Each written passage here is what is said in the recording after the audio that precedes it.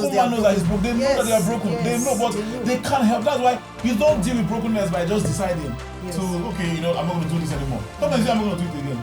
And they really mean it. Have you not seen broken men? When they beat their wives, they will tell their wives, I will never hit you again. I will never slap you again. I vow never to. I have seen it on several occasions. The man will vow and say, I will never, ever raise my hand on you again. And he will truly mean it. At that point. But when the rubber meets the road, my friend, you see him manifesting that same thing.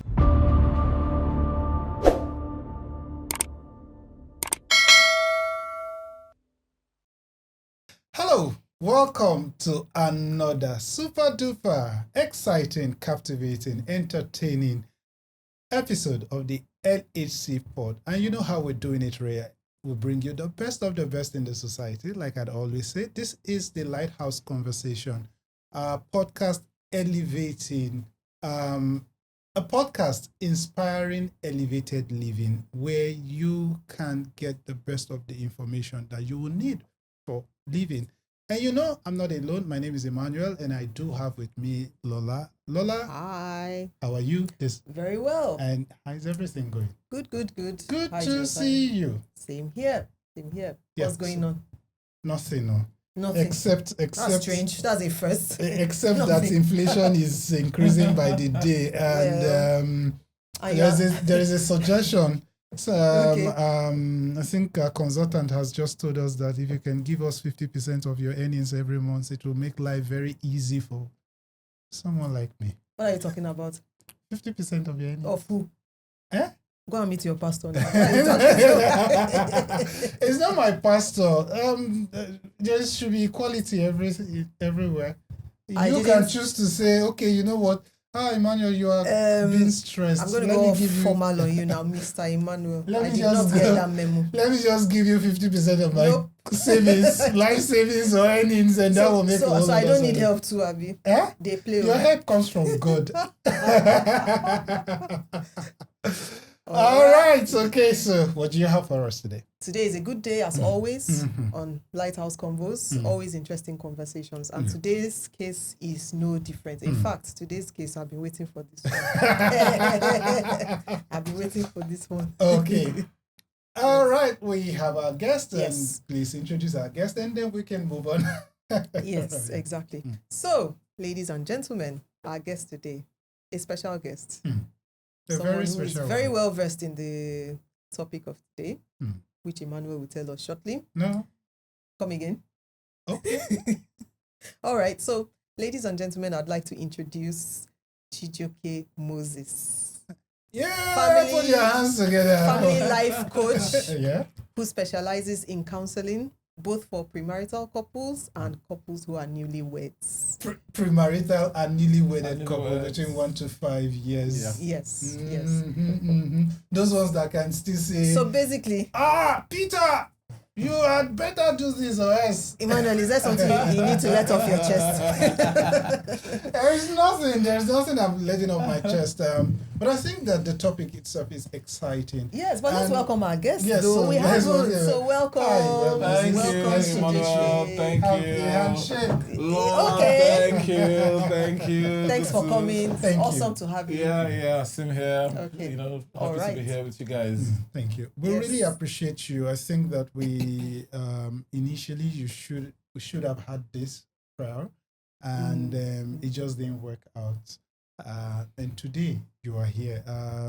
From all of us, the entire team of the LEC Pod, would like to say a big thank you to you for honoring us with your presence. And I know My that pleasure. the topic, we don't want to let the cat out of the bag yet. But Where did you see cats again? Where did the cat out of the bag? okay, but there's a rat here, don't worry.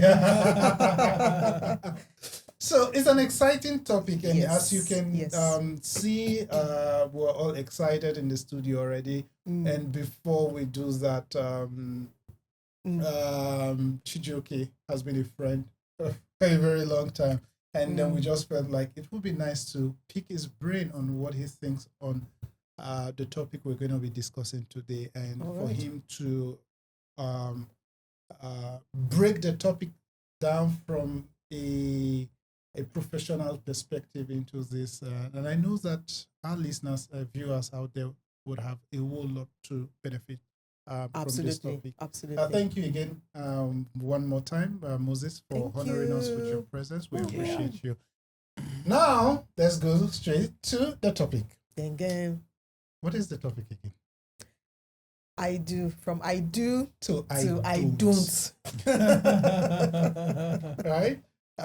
From I do to I don't. The unspoken truth about rushed marriage. Let's take that again. From I do to I don't. The unspoken truth about rushed marriage.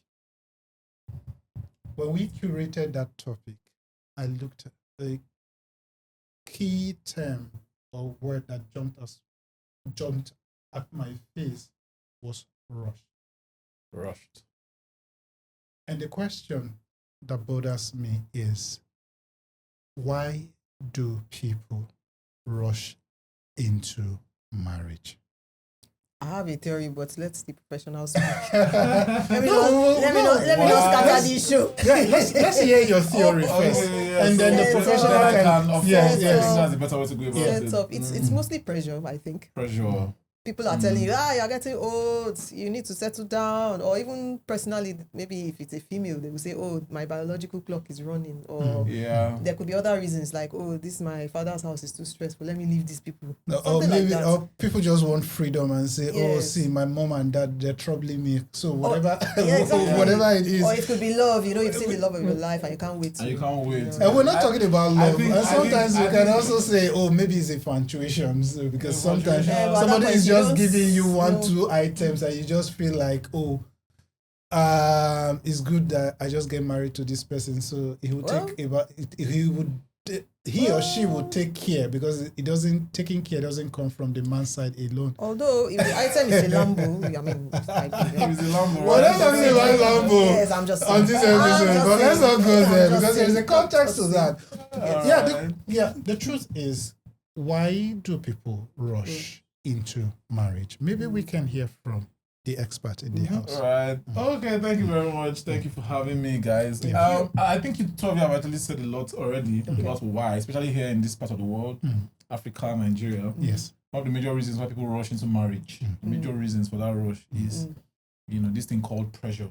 So both the ones that come from outside and internal pressure, external internal pressure, right? So you have of course, when you talk about pressure, external pressure, you're talking about the ones that come from your family, the one that come from society. So family is, so for example, I will never forget this in a hurry. I remember one time while I was growing up, we have this family friend. The mom told all the daughters, she said, none of you will finish university and come back to this house without a husband. Wow. So if you finish... So it's a mandate. She said if you finish school, uni, and you don't come home with a husband, you're not going to stay in my house. Oh, wow. And we thought she was joking, but actually she meant it.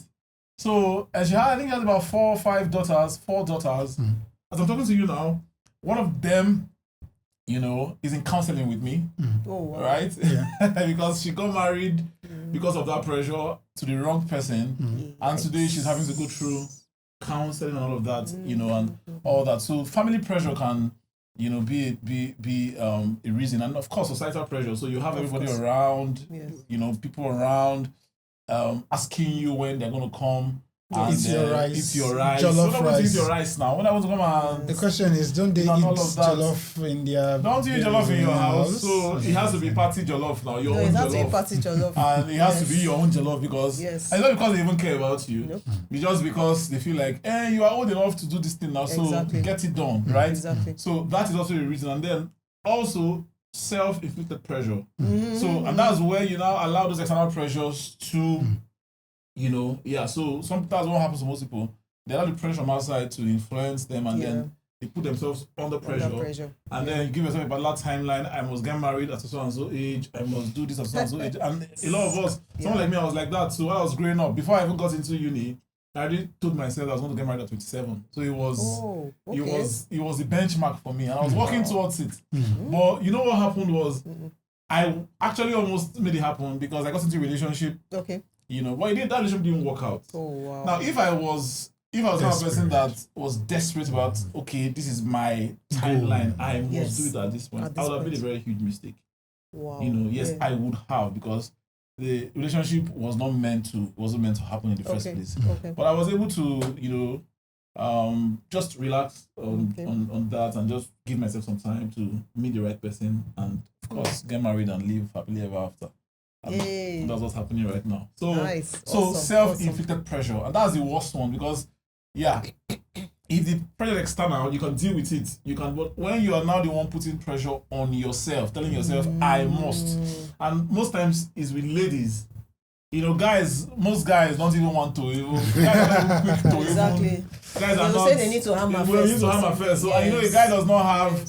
There's no clock for a guy. Whether you're 40, 30, 50, you still find. So guys want to take their time, but ladies, oh my God, they are the ones with all the self-inflicted pressure, body clock. So you're talking about if I don't marry at 30 or under 30, we have to meet to take in and put to bed and all of that. So because of that, most of them just find anybody around that's available and then just go into marriage with them, and before you know it's now from I do to I don't. So my next question is, do you think that this pressure that we talked, it's easy to say it's societal pressure, but what is the origin of the pressure coming from? Is it cultural? Is it just is it religious? When we compare ourselves with other climes, what could be the cause? Is it, like I said, is it cultural? Is it something that has to do with our way of life? Is it economical? Because economics, again, puts pressure on people to say, you know what, and you would agree with me that sometimes you'd see parents give their children out in marriage because of the economic benefits benefits at the end of the day, and just because of what they can get or what they can be getting at the end of the day from that.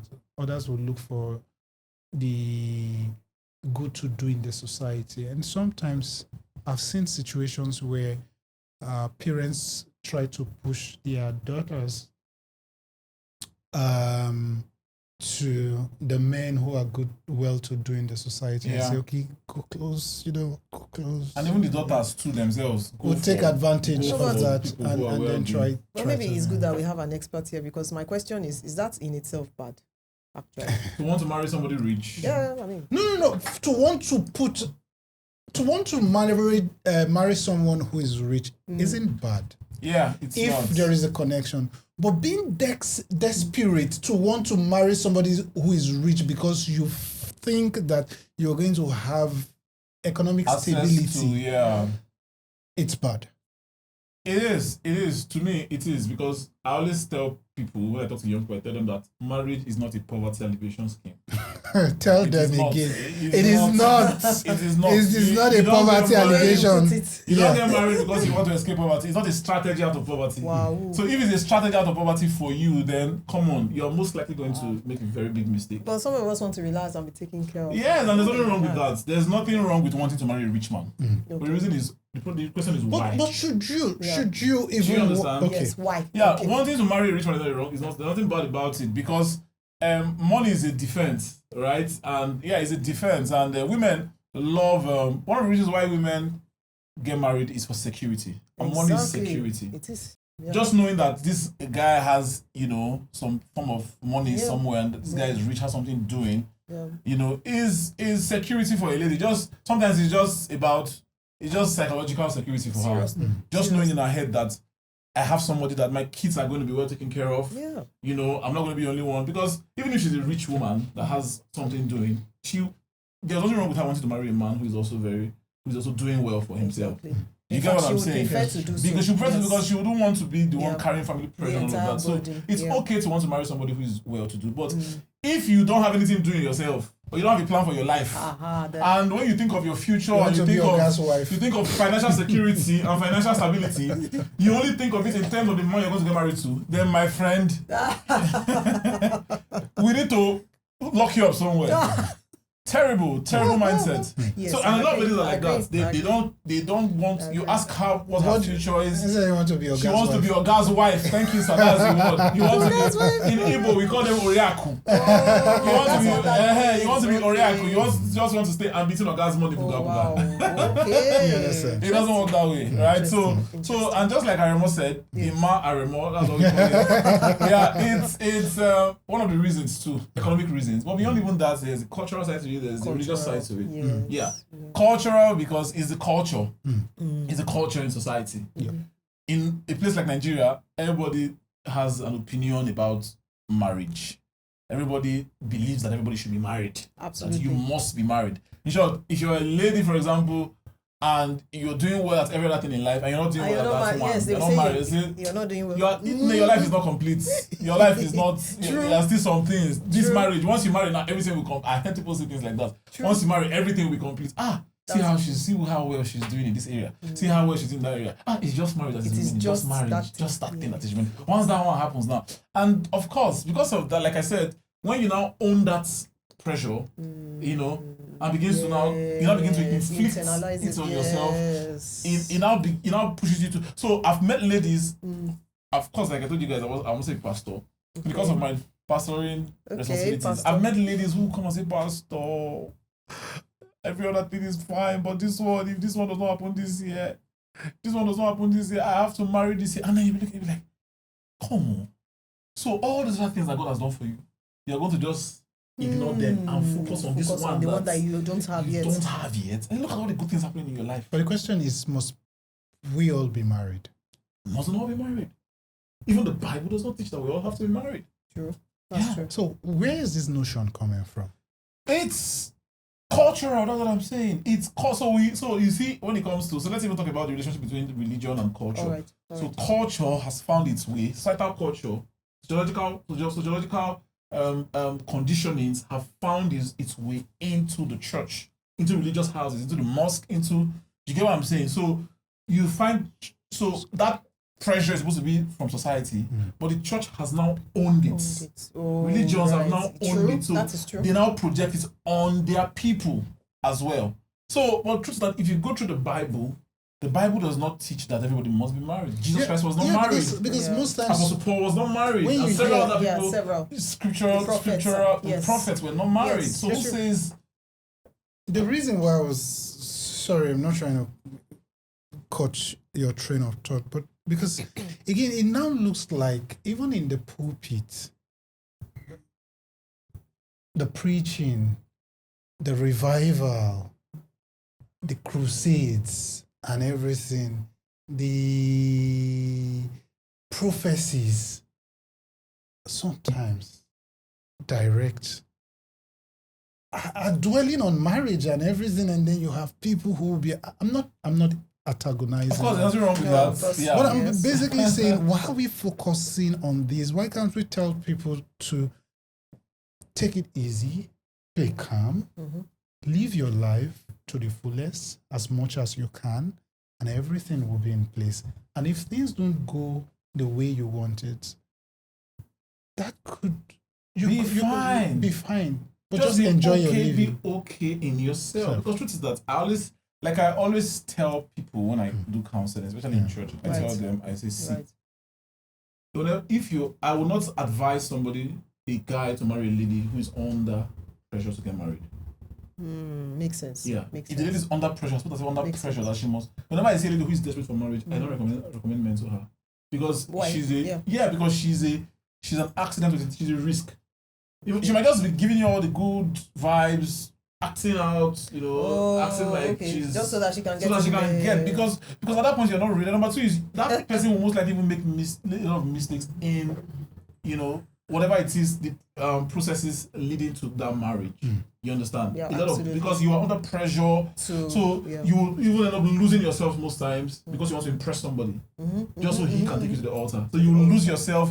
Sometimes even allow yourself to go through a manner of abuses. Yes. So a lot of them. So most times when I work with ladies, ladies who want to get married, one of the first things I do for them is to get them to calm down. Calm down first. Okay. And focus on other productive areas of your life. Other areas of your life that you're in control of. Nice. I like that. You understand? So focus on those areas Yes, build Get your mind out of this thing. Build yourself. That's it. Build yourself. Build a career for yourself. Grow yourself spiritually. Just focus on all the other areas that you have control of, and leave this one that you don't have control of, because you can't marry yourself, and you cannot take a man by force to marry you. So that one, you're not in control of it. So wait and focus. Whenever I say ladies, every time marry, you have shut down everything, every single thing because of marriage. I would hardly ever recommend a man to you, because you are an accident, and you might end up destroying yourself and destroying that man and destroying that marriage. Wow. Yeah. So, ladies, take note. Yeah. So it's the way it is. Yeah. So yeah. Thanks very much for that insight. My next question to you would be, how am I going to put it? At what point you've counseled some persons? You know the turmoil, you know the issues, you know the controversies that comes, you know, you must have heard so much, right? Yeah, a lot. At what point do you think that those who rush into marriage miss it or miss the point? Yeah. At what point do they realize they actually, a lot of them, people who some get to realize just before the wedding. Just before. Yeah. So I know people who started seeing the red flags before they know that this guy is the wrong guy. This lady is the wrong lady. But maybe because of, because probably they announced the wedding already, or because they don't want to break somebody's heart. So out of pity, people marry out of pity. True. I hope you know that. Yes. Tell them when they don't know. Yeah, you pity somebody and you're like, you know what? If I don't do this, it will be as if I broke somebody's heart. Because because you have a very good heart, or you feel like you have a very good heart, you're too good, or you're too kind, you're far too kind, you don't want to break somebody's heart. But should that be the case? Let it not be because of me, because of me that is what I'm saying. But it shouldn't be the case. But should that be though? Yeah, is the point I'm asking. Okay. Should I marry out of pity? You shouldn't. It's the wrongest reason to get married. I love that emphasis. You shouldn't. You can't marry somebody. Marriage is not something that you don't manage a marriage. You can't have a good marriage by managing through. If you don't like somebody, you don't like that person. Okay. If you don't see a future with that person, you don't see. Because marriage is not a business partnership that you can just walk out, on anytime you like. Actually, it's not like going to school to spend 4 or 5 years studying a course.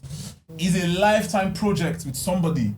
You're pursuing a lifetime course with somebody. So you would have to be sure it is what you really want. But people are walking away. People walk away, but that is not how it should be. Because there's no society that encourages people to just walk away from marriage. People are walking away. People are walking away because they feel tired, not because anything. I've seen people just say, you know what, I'm done. I just want to leave. Of course, there's always room for walking away, especially if you got married legally, even traditionally, right? There's always room, there's always a clause, a space for walking away, but of course, you didn't enter into marriage to walk away in the first place. You entered into it to last a lifetime with the right? person. Absolutely, I agree. Nobody enters into marriage with intention, except it's a contract marriage. But you enter into marriage for the purpose of staying, doing forever with that person. Yeah. So if you walk away, and let me even tell you, walking away never leaves you the same, because a lot of backlashes come with walking away. True. When you walk away, for example, you have kids already, you've already put those kids, in harm's way. You've jeopardized, because mother and father are meant to be together to raise the kids. So if they are not together, is already a challenge with bringing up those children. Number two is, let me tell you, I know this like I know my name. Because of counseling, I realized that nobody truly ever walks away. Oh. Nobody. Can you? Even when you walk away, you always leave a piece of you with the person that you're walking away from. And that person always leaves a piece of you, of themselves with you. Because this is somebody you lived with maybe for like 2 years, 3 years, 10 years. Okay. As one. Okay. So if you did everything together, shared everything together, shared your lives together, had sex back to back together. Walking away is never easy for anybody. There's nobody that. So sometimes you see ladies that walk around, they are celebrating walking away party. They are never. Go and check. I feel like that act in itself is still a way of holding. It's just a copy mechanism. Yes. And they will celebrate Father's Day with pictures. With pictures, I say, I'm both mother and father. Go and check. Deep down within them, there's a scar. There's a wound. That's marriage. That's marriage that ended. There's a wound he left. So nobody truly ever walks away. So, but that sounds a bit messy, if I may use that word, because at the end of the day, that means what you're suggesting is there's a lot of trauma going around. Trauma. Divorce comes with trauma, a lot of it. So that brings me to the next question, and it really ties into what we're talking about here, which is the fact that, okay, so you say you're in love, and then you, at the end of the day, opt to walk away. Is that really love, or is it lust? Or what else can we say it is? That emotion that brings people together in marriage. So we do not really understand what love is. Okay. I think that's under foundation. So let's define love. So love for me is an unconditional, is caring for somebody, okay? Is showing somebody affection unconditionally. Yeah. So what makes love is the fact that there are no conditions attached to it. So once people begin to say, I like her because she's beautiful, because she's intelligent, because she's friendly, that's not love. Okay. That becomes conditions. That's not love. That's lust. That is, you're lost after something that person has. That's infatuation. You didn't mention one popular one. Please say it. Remind me. I don't. Certain body parts. Body parts. So she carry front, she carry back, she package. Because as a woman, I hear that one a lot. Yes, then you see a guy telling you I like him because he's rich, because he's tall, that kind of answer, all of that. Yes. But like you said, those are not wrong reasons. Those for me, those are things that should attract to somebody. So when I see, I have my spec, for example, when it comes to marriage, when it comes to the opposite sex, I have my spec. Now, what that thing should do is to attract me to that person. To the person, okay. But what should keep me with that person is that I've realized that me and this person, we can do destiny together. Right. And that I'm willing to go out of my way to show this person care, affection.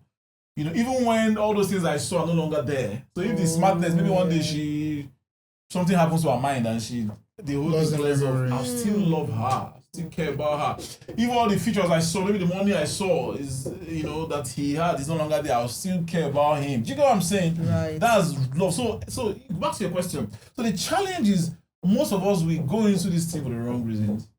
We allow our attractions, lead us to make a decision as to who to end up with. Exactly. No, but your attraction should bring you into get you to be close to someone, to pursue that, to get to know that person better, you understand, to get to know that person better, to get to understand that person. That's what attraction should do.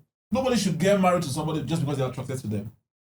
You can be attracted to, it's okay to be attracted to somebody and not date that person. For example, even as a married man, I still get attracted to people. Yes. As a married man, I see fine ladies, I'm like, wow, this lady, man, she makes sense. Yes, but I cannot because go and marry a second wife now. So it's okay. There's nothing wrong with attractions. And let me even say something about attractions. Yes, please. Attractions, not every attraction should lead to marriage. Sometimes when you find that you're attracted to somebody, it's not. So most times we always conclude that every attraction should lead to a relationship. Actually, true. But you shouldn't follow. Sometimes I can see see you and just be attracted to you for maybe, and then what I should now do is sit down and define or discern why the attraction is there. It might be for business, for example. It might be for something like this. I can pursue a project with you. Yes. Look for a project. Yes. It could be for some other reasons. It doesn't always have to be about dating that person or getting married to that person. So most times when people meet people that are attracted to, you just conclude that, oh, that's my spec. Yes. This person is the kind of person I like. So let's date, let's cut, and let's get married. It's making sense now. So you now get married and then realize in that marriage that you like this person, you're still attracted to this person. So for example, as a counselor, I've met people that come to me and they say, sir, I like him, I love him, I care about him, but he's a fool, he's an idiot. How do you care and then still? Yes, it's possible to love somebody and still divorce that person. It's possible. When I mean love in the sense of how society defines love. Okay. Yes. Not unconditional. You're talking about societal attraction. Yes, you can still be attracted to somebody. Yeah. Like the person, and yet find out that two of you are not compatible. Absolutely. So compatibility is not always about, affection. It's not always about attractions. You can be attracted to somebody and not be compatible. So what should lead to marriage is compatibility. Two of us are now compatible. We can work together, we can pursue destiny together. That's what should lead to marriage, not attraction. Can two work together? Except they be agreed. That's what the Bible says. It's rushing. How do you manage between, yes, I was lost, and then I move on, I will go married, and then challenges are beginning to pop up. We've seen people for whom they truly are, all the facade with all the ice cream leaking, all the joint visitation, and all of that. You realize that, okay, mistakes, okay, maybe we're not compatible, but can it be remedied? We're not compatible, can it be remedied? Yeah. Yes, compatibility is about understanding each other. That's the simple way to define it. It's about understanding each other. And that understanding has to be born out of consistent communication. So once there's constant communication, not just marriage, constant, but consistent. Consistent. Okay. It eventually leads to compatibility. The challenge with most people who say we're not compatible is that they've not sat down, do you understand, to communicate consistently on those issues, and then, align in their perspective. So do you think that ego is the obstacle? It is. It's a major obstacle when it comes to the journey to compatibility. In what way? Yeah, because truth is nobody can do marriage with ego. Okay. Is that people are not shifting their grounds. People are not shifting their grounds. Marriage is about see, if you ask me the number one thing to look out for in a partner, I'll tell you it's teachability. Somebody who is teachable, somebody who would allow. So, for example, when I was looking for a wife, I wasn't looking for somebody who's so perfect, who's so good, somebody who even has very good character. That's what most people look for. Her character, she's this, she's that. No. Some people are good, they have very good character, but they are proud in that state. Wow. Some of them are even proud, like they are proud of their character, of their virtues. Okay. So the rubbish in your face, you married me a virgin. You understand? So you understand? So because I married you a virgin, I should not talk to you again. You shouldn't listen to me anymore. Someone will tell you, I've never lied before. Why would I? They rub it on your face, make you feel like you are when it comes to morality and all of that. Especially if you're someone that is not as maybe you have some bad past, terrible past. You understand? So what I was looking out for was not even that; it was teachability. Because I know people who are not so good. Their character is not so refined, maybe because of their upbringing, emotional experience, similar experiences, because of their environment and all of that. Yes. But they are teachable. Yeah. They can see those kind of people. They can become anything that you want them to be, anything in marriage. Because when they come in, they will open themselves up for new learnings, for adjustments, unlearning, relearning. Exactly. Do you get what I'm saying? Yes. And all of that. Yeah. So ego is a major problem. People are too proud to come down from their high horses and engage. And then another thing that when it comes to compatibility, another major thing that I think that most people don't do here in this part of the world, most people don't seek for counseling. Counseling does not really sell in Nigeria. It doesn't sell in Africa. Do I need counseling to excel in marriage anyway? You need it. Must I undergo counseling? You should. But is it a must do? Well, a must do. Yes, it's a must do because you say it's a must do. Yes, there's formal counseling and there's informal counseling. So it doesn't have to be formal. Like what I offer is formal counseling. You come in. There's a contract of that we book session. You book sessions. Fill forms. Do all manner of things before and then there are rules and regulations. That's formal counseling. But there's informal counseling. That's what our fathers and mothers used to do those days. So that's what parents do for their children. That's what pastors do for their church members. That's what elders to couples. So we always advise couples to adopt someone that So there's nothing wrong with having a third party in your marriage. But don't you think that by merely understanding your parents, you should know what and what not to do? It depends on the kind of marriage you're passing your parents. Because they are your first mentors, right? I don't necessarily agree. Your parents are not your first mentors. Okay, let me hear your point of view. Please. No, I don't necessarily agree because Why there are did you some say parents so? that were terrible models. I said, so you don't want to model your own excuse me. What I lifestyle basically after just that. said is Yes. you learn from your parents what and what not to So, do. but you might not know what or what not to do if you don't have the compass of a decent model. Yeah. If it is only what you know, That you is might not- assume And that is what sometimes you it's should not do. even about that is not true. Sometimes That is it's not not even true. about knowing what That is not and true. what not to do. That is not true. Okay. I'll give you an instance. Okay. You Carry can grow up with parents that are known for bad things. Okay. And as a child, you can choose not to do those bad things. And by Can you clearly, really choose? A child Yes, doesn't have yes. that faculty. oh, please. We are reasoning as adults here, No. but a child doesn't. No, As reason adults this cannot way. even choose. No. Exactly. Excuse me. No. You don't even have a child doesn't know what they are I doing. totally essentially, disagree with you. I totally disagree. a child doesn't know what they're I doing. totally disagree with you. The difference Okay. between child and adult. And I would tell you this. As a growing child, I would say as a growing child, right? And when I mean child, I'm not referring to babies. Yeah. No, of course I know, but Okay. children who can reason like teenagers, that Teenagers kind and of everything yes. is what I'm referencing It's the same here. thing. And I can tell you that I've lived with my parents and I've seen certain things, right? And I told myself that I would never do A, B, C when I'm fully married. Better don't say what those things are. Excuse me. I'm just saying.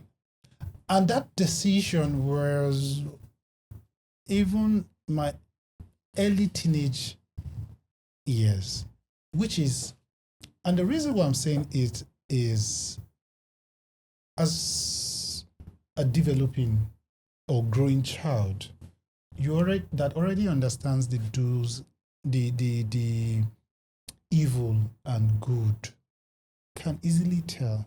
So the choice of what to become or what to do solely lies on you as a person, because you can tell what is right and what is not right, and you can choose. I beg to differ. And you as a child can choose to say, okay, I've seen my parents do these, I am never going to do making a this. lot of assumptions. No, you I'm can't- saying, I'm speaking. Emmanuel, The reason why I'm telling you this is because I'm making speaking from. assumptions. From your No, perspective, from your experience, let me tell you something. Do you think that all kids would turn out to be like their parents?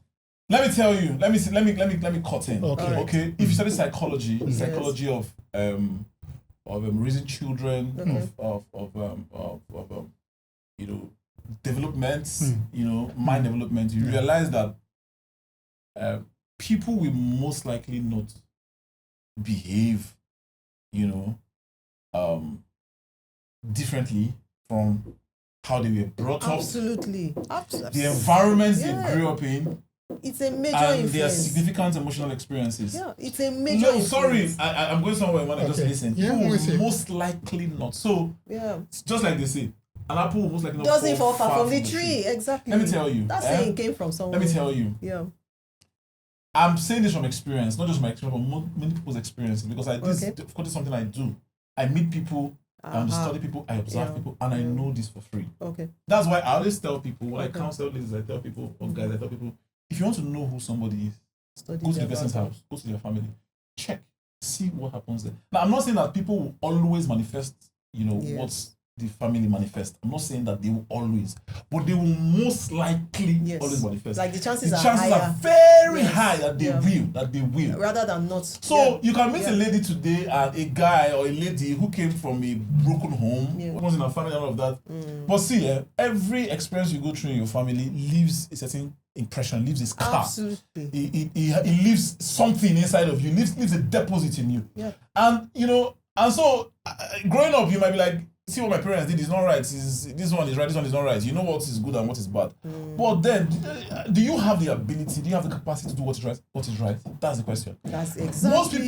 Most people who abuse their wives, for example, know that abuse is wrong. Yes. When you talk, when you talk to a guy, if you talk to an abuser, somebody who abuses, I meet them every day, who physically abuses them, they'll tell you deep down they know that it is wrong, but they cannot. They don't have the emotional capacity, they don't have the psychological capacity, they don't have the personal capacity to not beat, because that's, that software was installed by almost from previous experiences. Yeah. So maybe they saw their father beat their mother, or they lived in an environment where it was normal for men to beat women, and they just inherited that and grew up manifesting it.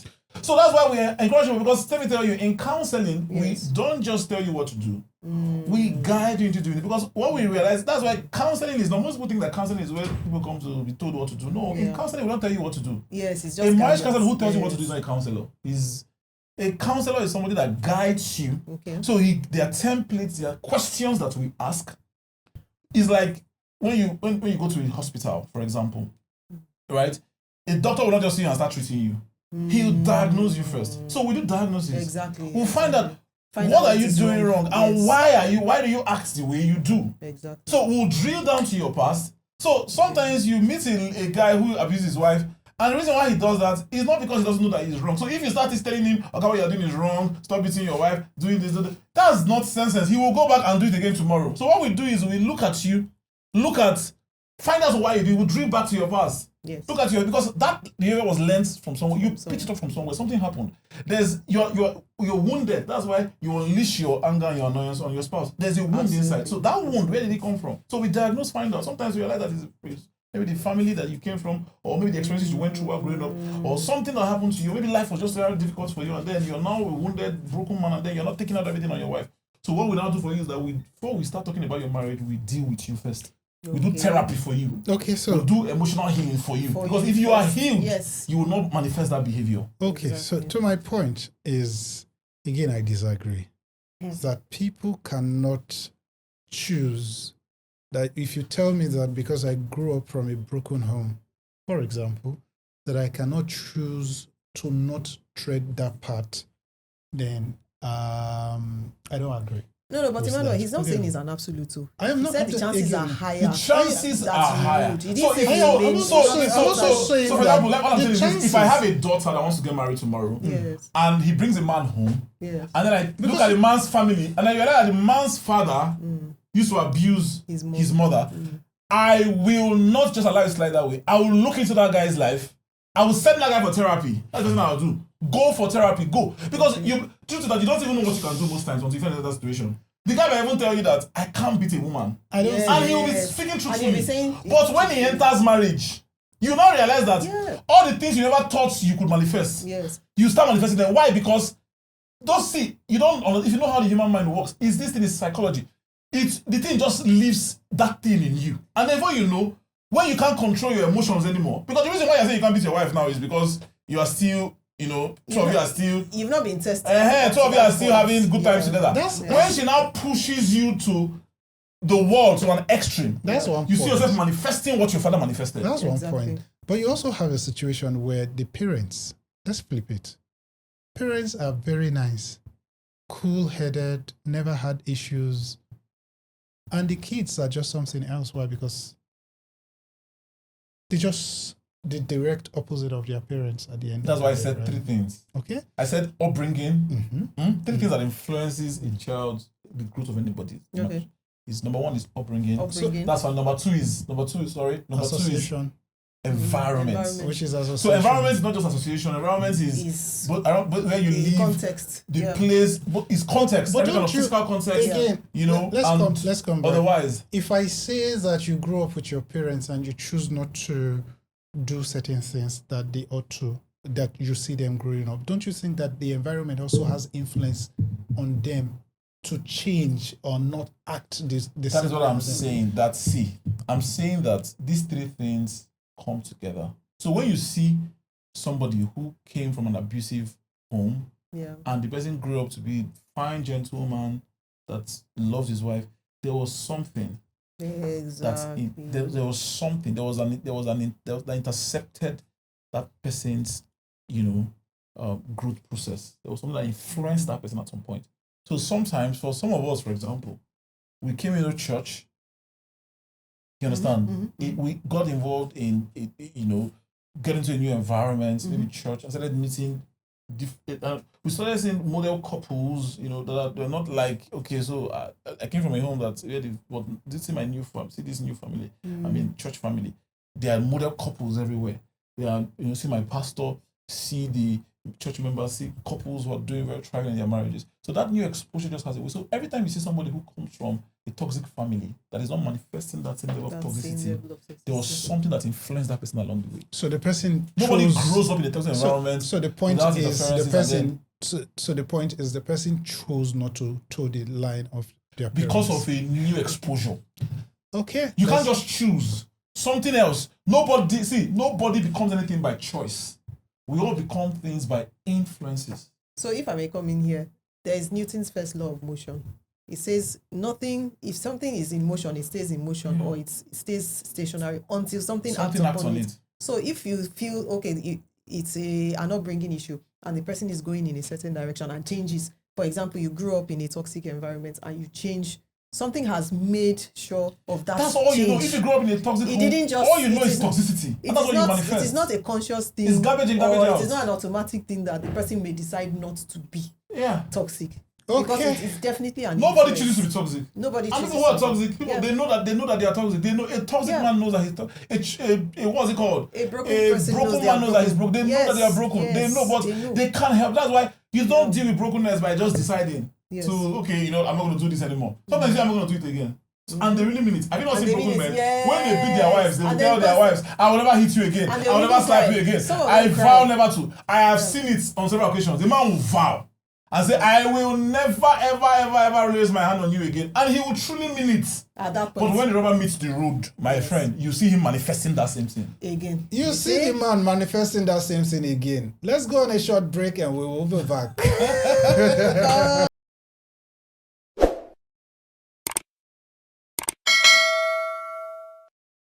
Welcome back.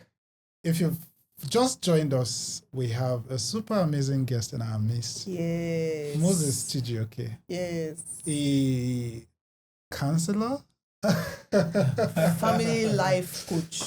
Family life coach. And we've been discussing, we've been tackling each other on certain issues that we don't agree with. I tell you, and the topic has been, I do to I don't. Yes. The unspoken truth about rushed marriage. And it's been a very engaging conversation. The conversation wasn't rushed. It wasn't rushed. And there are so many insights that we've been getting. Yes, indeed, a lot. And we have so many questions also for him. Over to you, Lola. In fact, this last point that you just made. Yeah. Let's even speak about the fact that couples go into marriage without proper understanding of each other. Basically speaking to the things that bind them, their beliefs. What would you say are the key things to note in terms of bringing those beliefs together to create a good marriage and not rush into it, as it were? Okay, so when it comes to marriage, there are critical areas that must be looked into. All right. It must happen. All right. So number one is you must consider personality. There's personality differences. Okay. Yeah, because that's another reason why people divorce. Personality differences, really? Yeah. So there are different personality types. Okay. There are people who are flex, there are people who are do you believe in this? Oh my God, yes I do. Okay. I do. No, but it's actually academic research. It's not even. It's academic research. They've studied thousands of people. And if you and I'm a student of temperament, right? So it's real. It's real. But how come two persons having opposing personalities are able to blend? Yeah, of course. You mustn't marry somebody who is your personality type, right?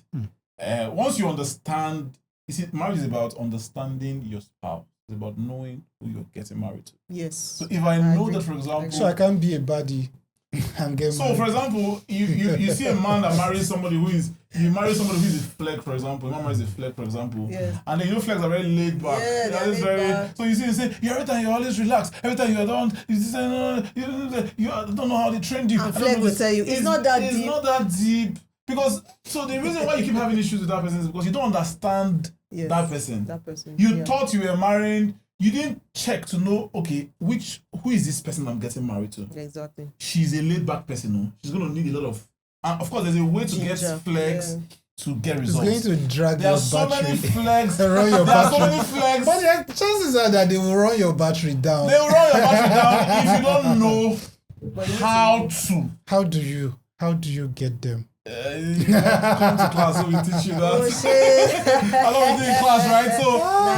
So when you come for counseling, for example, we look at you. Just like I was telling you behind the camera. Yes. There are questions that we ask. Yes. So but I don't look at you as a counselor and then determine your personality type. What I do is to ask you certain questions. And then from the questions, you fill out a questionnaire, fill it out, and give it back to me. I have my indices, I have my parameters, or look at it, and then from there I can tell this is who you are. So for example, when I do it in counseling, they look at me and say, "Okay, are you a magician? How do you know me?" Because from the questions you answer, I can tell you how you think, I can tell you how you behave, I can tell you the kind of results you are getting, even the things your spouse don't know. I'll tell you. Be like, okay, are you a spirit? Are you a spirit? How do you know that I'm this kind of because I've seen your personality from the questions you answer, and I know what you're capable of based on. Do you get what I'm saying? Yes. So that's what couples need to do. You need to. That's why we talk about counseling every time. That's talk about go come for something, so you will know who you. So if I know I'm getting married to a fleck, I know that she's going to be very laid back. Yeah, exactly. So and then there are ways. There are ways to get you to help that person. Still get results, the kind of results you want, even with that kind of personality. Okay. So we consider that. We also consider the love language. The love language. Yeah, love language, because that's the only way you can. Marriage is about meeting each other's emotional needs. So I cannot meet emotional need if I don't know the emotional language that you speak. Okay. Everybody has an emotional language. Sure. Everybody has what gets them emotional. For some people, love for them is where you just spend time with them. They don't care so much about gifts. True. They're not so. Everybody loves gifts, but some people are not so freaked out by gifts. So if you buy them all the cars, all the houses in the world, everything in the world, all the money, and you don't spend time with them, you don't give them quality time, they will never believe that you love them. But there's some people on the other end of on the other side of the divide who, don't give me time, don't choke me. Just send alerts. Just send alerts, send money. Okay. It's okay. So the more alerts they get from you, the more flowers they get, the more gifts they get. Yes. The more they feel loved by you. Do you get what I'm saying? Yes. So you must know your partner's love language. For example, so I can't want to marry. Some people don't know. So because the challenge with love language is that some people believe. Some people show love to others the way they love to be shown love to. Exactly. So you love gifts. True. So because I love gifts, I just believe that Emmanuel too loves gifts. Because that's how I receive love. Yes. Do you understand? That's my love language. So I feel like Emmanuel. So most times that's how people get. So because you love to spend quality time, because you love that your spouse should spend quality time with you, you also want to spend quality time with your spouse as a mark, as a proof that you love your spouse. But that's not always the case. My own love language might be spending quality time with me, but yours might be words of affirmation. Might be that you just love it when the way you feel receive love is by getting your spouse to just tell you one of the nice things. So you marry somebody like that, you will not find it hard showing love to that person. Exactly. Yeah, because it doesn't come with expense. See them. Like I said, everybody loves to receive gifts. Everybody loves to receive gifts. Not everybody. Everybody has there are 5 love languages, right? Everybody has let me cast likes Emmanuel all now. of them. He doesn't like gifts. He doesn't like gifts. Like you hate to receive gifts. But it really. So if your wife goes out now and buys you maybe a shirt, sees a good polo, the kind of polo you like, something like this, and then buys it for you, are you saying you would not feel like I think loved? Okay, let me just put myself out there. What she has done. It is not by. Of course, I appreciate, right? And let me just cast myself here.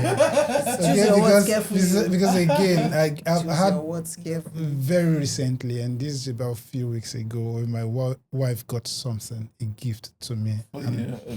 I basically just looked at her and I'm like, this is not necessary. Lucky you though. Your wife, and I'm basically just like, this is not necessary. I hope you didn't tell her that too. You told her that. And I'm like, okay, maybe you should. Okay, but at the end of the day, and I was just joking when I said that. Okay, so you actually at the end of the day, the item was returned. Whoa. Really? Yes. I'll give again. Was returned. Well, I don't know if I want to, because I'll as a counselor. The counselor in me wants to drill into that. Okay, so the counselor in me wants to drill. Okay, just I don't know if I have the right to drill into that because that is something to actually talk about. If we are talking off camera, I want to look into that. Okay, so let's go for why counseling after that this gift show. was returned. Okay, let's Emmanuel, go for counseling after this show. It was. Who returns a gift though? Who? I can. Okay, so and I'm going to chill, and I'm going to, and it's because of the what? Hope it wasn't the cash. The what? The what in terms of the financial commitment to it. Okay. Right. So basically, I basically looked at him like, thanks, I really appreciate this, but there's so much cost into this that could be used for other things. Even she can use definitely it not a sanguine. Excuse me. That she can even use it for herself or for her project and everything. Do you get? Okay. What gives me joy is, I think that for me, gifts really don't move me like that. Yeah. If you think that gifts would give me the happiness, it's not your love language. Yeah, basically. If you think that gift is something, let me gift him this, let me give him this, is going to so what's your love language? Make him happy. Cast yourself now. What's your love language? It is. Hold on. What? So there's acts of service. There's receiving gifts. There's quality time. There's words of affirmation, and there's physical touch. Each of these five is act of service. Acts of service. Being able. So you're saying with me, that's my love language. So it's an act of service. Wow, interesting. So what gives me joy is that I'm able to. But it changes. Love language changes. With respect to where you are at a particular point in your life. Yeah. So for me, what makes me happy is once it could change. Maybe when you get married and then you are doing a project, it shouldn't you're change. on a project, maybe a long-term project, where you need your spouse to always come through for you and help you, work with you in that regard. It will change. So that's why the long language test, we advise couples to take it at different intervals. You understand? So at that point, you realize that gifts don't matter to you anymore. The man is buying gifts to you, but he's no longer moving you. What's not moving at that point is, okay, leave that thing you are doing and come and join me. Let's push this thing together. So at that point, you have moved from receiving gifts to acts of service. So it changes. Okay, so maybe you are that feeling like gifts. Maybe because you're doing, because the funds in the house, you're using this to do a lot of projects. Maybe you're doing projects now. But the time will come when you're not a billionaire and your wife can afford anything, and then every other thing is now constant.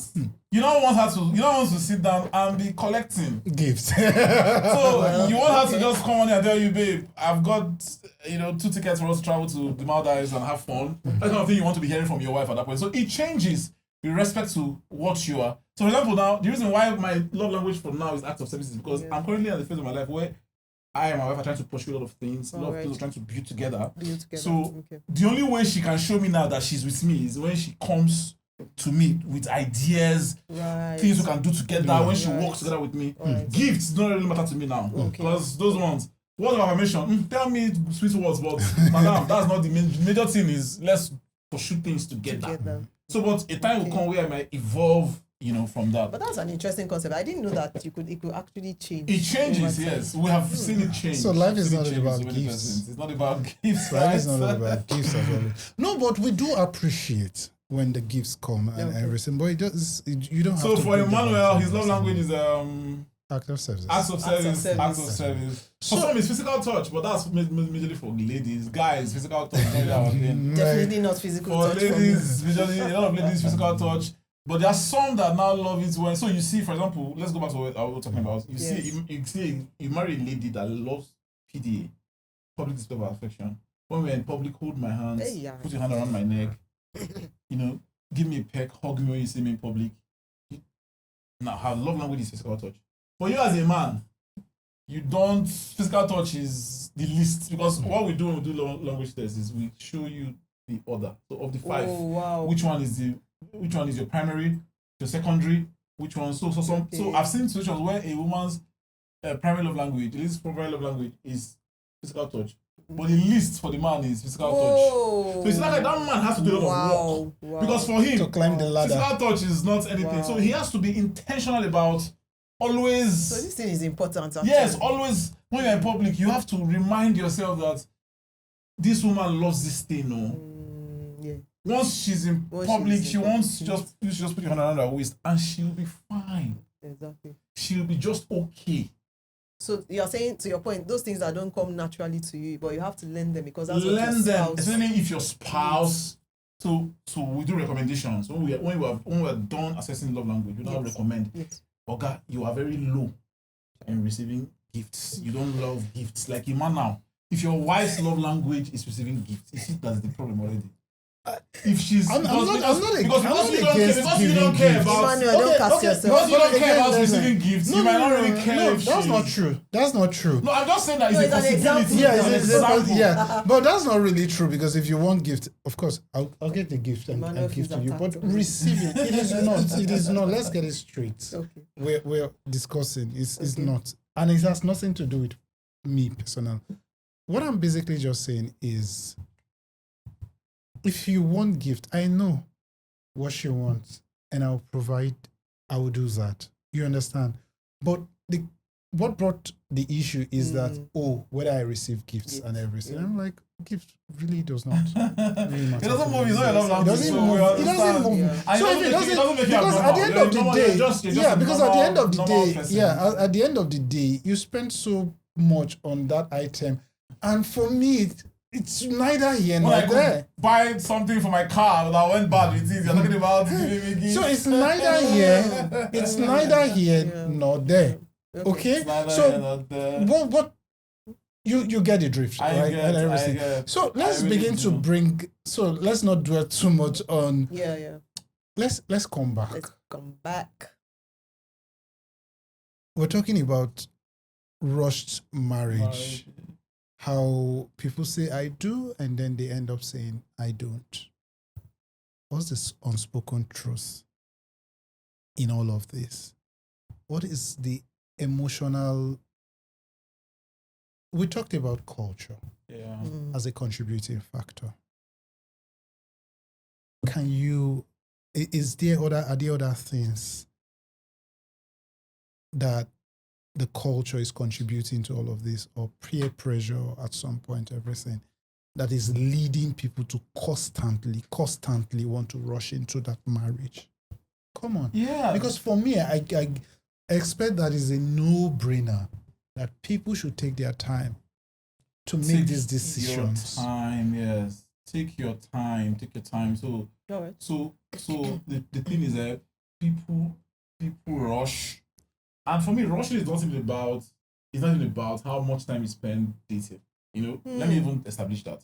Okay. I know people that met today and got married 3-4 months after. Wow. And they are fine. And we told them go and marry. Wow. 3 months after. 3 months, isn't that kind of short though? No. It depends on what you mean by short. Yeah. Okay. Do you get what I'm saying? There's no time. There are people that have been dating for 3 years, 4 years, that got married and, rushed, and it was a rush.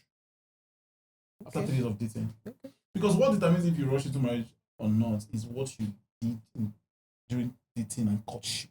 So you are saying, what if I get it correctly, you're speaking to the quality of the dating experience. Quality, thank you. Not the time spent. Not the time spent. Not the quantity of the time spent, but the quality. The quality of what did you achieve?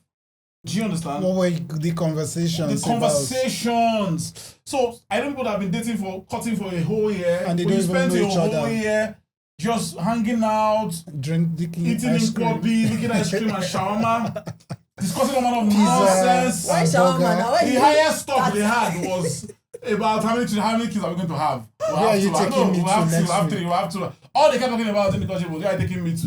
Where are we going to? I feel attacked. Which cities and all of that. So you feel attacked, right? You get what I'm saying? So, Yes, of course, there's nothing wrong with eating shawarma and making ice cream during courtship, but you must make sure you're doing the major things. So let's tell young people, the serious conversations. It's not an opportunity for you to go and eat all the food you've not eaten before. I'll just tell young people that. It's not an opportunity to go and eat all the food. A date is an opportunity for you to go and know the person that you are.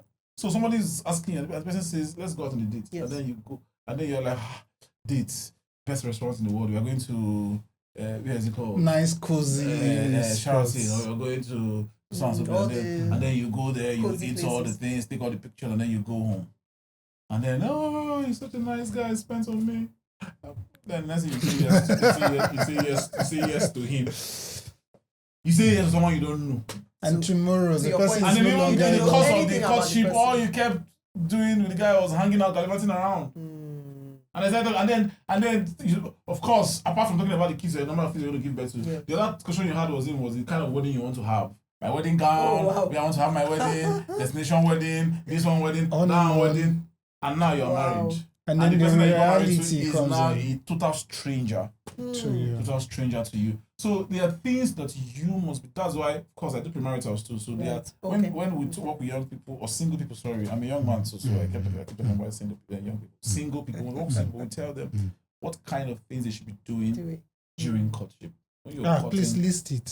Questions you should be asking. Please list it. So we just talked about personality type, for example. You must be able to, even if you don't go for counseling, you can actually discover somebody's personality type without coming for counseling. What counseling does is just to help you, fast track guide you so that you can. But if you know these things, you don't even necessarily have to go and pay somebody. You don't necessarily have to. Oh, okay. Do you understand? So it's basically just helping. So to for people that, but okay. You know these things already. You understand the person that you're going out with. What kind of person is, and then what kind of person am I? And then two of you discuss it. How do we blend this personality? You discuss love language. Yes. Discuss beliefs. We're talking about beliefs behind the scene. We're talking about it. Beliefs. That's another very important thing. Okay. You mentioned blend. Beliefs blending. Yeah. So before you start blending beliefs, you have to know your beliefs. What do you believe? So, for example, what's your money beliefs? What are my money beliefs? So, do you believe that? Be judicious. Do you believe? So, as a man, do you believe that? Spend that money, man. As a man, what do you believe? I believe that I should be the sole provider of everything. Like, I know men that got married to women, and to the women sit in the house and be eating my money. Hey, I don't want you to work. I don't want you to do business. Just take care of the children, give birth to kids, take care of them, make sure my house is in order. But then if a man like that gets married to a woman who wants to pursue a career, it becomes a career person, it becomes an issue. Yes. You understand? But if you don't discuss this during courtship, and then you not get married and discover a marriage that my husband doesn't like me, or maybe the man was just talking about it casually. But he didn't, sometimes it's just a casual talk in marriage. No. When you go for counseling, we'll tell you, okay, this thing, madam, this thing, if you don't deal with it now, it will destroy this marriage. So you better. So I was talking to a soon-to-be couple recently about this. They came for counseling, but informal counseling, and I was talking about the lady is a medical doctor. Okay. And the guy is saying, we're not going to work in my house. Oh wow. You're not going to practice. After how many years of studies? You're going to stay. When the kids are now grown, you can now go and start it. After many years of... that's not going to work. So the lady was just saying, you're joking. Hey. So when I got talking to them recently, they brought up the show. I called her aside. I said, Auntie, he's serious. You better look into this thing. Otherwise... You think it's some casual stuff, it's right? Not. He's when serious. You get married to this man eventually, and he now puts his feet on the ground and tells you, you're not going to work. Like, it's either you walk out of that marriage or you do what he wants. Exactly. You would have lost on both sides. Yes. Or you insist on doing what you want and have chaos in your marriage. Yes. So choose, what do you want? What matters more to you? Moses. She hasn't got it back to me anyways, but... Moses. But that's a food valid for question. Thought. That's a food for thought. It is. Valid. A very valid one. It is. Moses, you agree with me that there's been celebrity breakups here and there. What do you think is the issue? For me, I think it's... Even marriages of 10, 15 years. 20, 40, what is the issue? Years. Don't you think that these people should... You would 10 expect kids, that... 12 kids. You would expect that these people already understand themselves, and this kind of things shouldn't be happening. But well, the truth is that that somebody got divorced after 12 years of marriage doesn't mean that they were living at peace for 11 years. Exactly. Most times it broke down at some point. That marriage already broke down 7-8 years back. But they just kept managing through. Yeah. Some of them gone for counseling, some of them have found ways, all manner of things, and then realize that, you know what, I can't do this anymore. It's not working anymore. And then they go their separate ways. So for celebrities, most times, I think it's a pressure that comes from, so this era of social media, is that pressure that comes from, you know, social. That's why I always advise people who, you know, do celebrity stuff, who do things in the entertainment industry. If you want to have around me, I tell them, you want to marry, whoever you like, but try to keep your family affairs away from your entertainment. Try to separate the both of them. Because if not, the pressure from that whole industry can just fall, the weight can fall on that marriage and then just mess everything up. Because the truth is that celebrities are exposed to a lot of things. If you watch most of them, the challenge they have is with infidelity. They might not come out to see it, but if you dream, most of the celebrities will say it's infidelity because of the kind of job they do. Yes, they're everywhere. They meet but a lot of people. Is it that the spouses don't know that is what they were going into? They of course nobody wants to. The truth is that I don't know. They want the limelight and they don't want the other. Nobody wants to marry somebody who is not faithful. Yes. You see, that's why you see a lady, she tell you, I want a rich man, I want a popular man, I want this, I want the man who is a baddie, I want the man who is corrupt, but the man still has to be faithful. And I'm like, you can't want everything in one person. If you want a man that is everywhere, she wants a baddie who goes to the club and do you understand? I want a man that, and then they always ask the man that fears God. Exactly. You must add that one. Yes. God-fearing man that clubs, that, you know, it can be a good guy and a bad guy. Can be everywhere. You can't have clean water and dirty water from the same place, from the same water source, right? So, so sometimes it's self-deceit. He just wants everything. You know, it's that you want. So you want a man. You see a man that tells you, "I want a Kim Kardashian in the body of Messi Chinwo." Or I want a Messi Chinwo in the body of Kim Kardashian. Oh, wow. So that kind of thing. So I'm just trying to say that sometimes. Some of them married. So there are a lot of things. Some of them marry for career. Yes. So you see somebody with a fellow entertainer who is also doing well as a career, and then you just want to marry the person because two of you can be in the limelight. But it's not about that. It's not about that. It's about marrying someone that you're compatible with. So the issue is always most times about compatibility. Compatibility is so the key takeaway here is compatibility. And compatibility, let me just say something, sir. Yes. Compatibility, we're talking about beliefs blending. Yes. Can be achieved with communication and proper work, right? So two of you can sit down together. Communication. So we have different beliefs, different perspectives, different world views about certain things, but we can sit down together, iron out difference, discuss it before we get married. Because most times it's good to plan for. The Bible says nobody who wants to build a house will not first sit down to count the cost before you sit down and count the cost. So you don't prepare for a battle on the battlefront. You prepare for a battle before you go to. So prepare for your marriage. Don't just go into it and then you start going through stuff and you're not trying to work it out. No, to preempt. For example, I did premarital counseling with my wife, right? Professional premarital counseling, and then there's this document we came up with after the. Oh wow! A document. Yes, working document for our family. So 2 things. Number one is, these days there are some things that our counselor projected that was going to happen in our marriage. Some challenges we're going to have based on our differences. Okay. That we blended. Those things are now coming up. So what we now do is we go back to the book and say, okay, this was the recommendation for this particular matter. So we already have solution to that thing. Crisis. Do you understand? Crisis. Yeah. So even we projected. Yes, even when our kids are going to be in secondary school, one of the things that might most likely happen, at that point of our marriage, where the kids are now going, I'm probably now in boarding school, or the kids are now, or you now have 4 or 5 of them in school, in their school at the same time, the possible things that could happen. So we have it in the document. Yes. The number 2 is, we made some decisions already before we got married. For example, now when it comes to something like having a house help, for example. Yes. So kids are now coming. So we made some decisions before based on what we thought was right for our marriage, right? For our kind of marriage, kind of marriage we wanted to have. But now the pressure of children is now almost wanting to make her budge to doing something else. Say, okay, now kids are coming. We need to. I'll say, madam, this is what we decided to do for the good of this marriage. Imagine. So let's stick to it. It's really cool, though. It's really cool that you get what I'm saying? Had that documented. Yeah, so we have it. Is right on our laptop, on my mail, in her mail. Every time we make reference to it till tomorrow. I'm going to be doing that for maybe another 10 years, and then we'll go for another session. Plan. So at different points in our marriage, we go for counseling. Plan the next 10 years. Plan the next 15 years. The truth is, we can go on and on and on, and we wouldn't even get tired of it. Yes.